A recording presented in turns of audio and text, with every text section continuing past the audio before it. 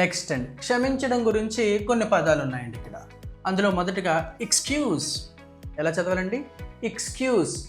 ఈ పలకాలి. Excuse, excused, excused. క్షమించు, క్షమించమని అడుగు. మనం ఎవరినైనా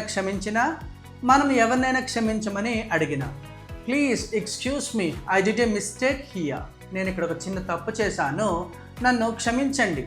right. I will excuse you if you do this work well. ఈ పని నువ్వు బాగా చేస్తే నిన్ను క్షమిస్తా. ఇప్పుడు తప్పు చేసావు, దానికి గాను నువ్వు ఈ పని సక్రమంగా చేసినట్లయితే నేను క్షమిస్తాను. You did a mistake here.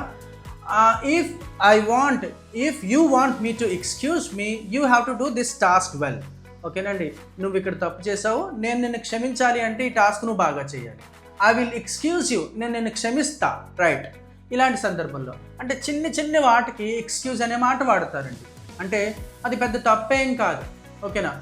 For example, ఒక తుమ్ము తుమ్మారండి, లేకపోతే ఒక దగ్గారు, అది ఆ పక్కన వాళ్ళకి మీదకి పడిందేమో అని మీకు డౌట్. ఏమనుకోవద్దు అని చెప్తాం కదా, ఏమనుకోవద్దు అని అంటాం కదా. అలాంటి సందర్భంలో ఎక్స్క్యూజ్ మీ అని చెప్తాను. మీరు ఒక దారిలో నడుచుకుంటూ వెళ్ళిపోతున్నారు, ఎదుటి వ్యక్తి అడ్డంగా ఉన్నాడు, దయచేసి కొంచెం సైడ్గా ఉంటారా, పక్కకి వెళ్తారా, ఇలా చెప్తాం కదా. అలాంటి సందర్భంలో ఎక్స్క్యూజ్ మీ అంటారు. ఓకేనా?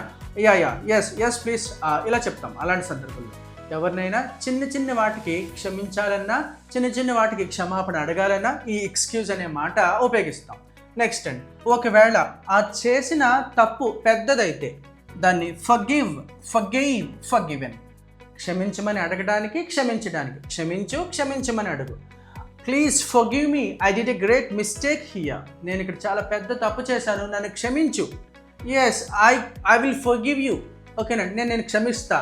I don't forgive you because you did a great mistake here. నువ్వు చాలా పెద్ద తప్పు చేసావు, నేను నిన్ను క్షమించబోను. Right. I generally don't forgive this kind of behavior. ఇలాంటి ప్రవర్తన నేను సాధారణంగా క్షమించబోను. ఇలాంటి సందర్భంలో forgive అంటారు.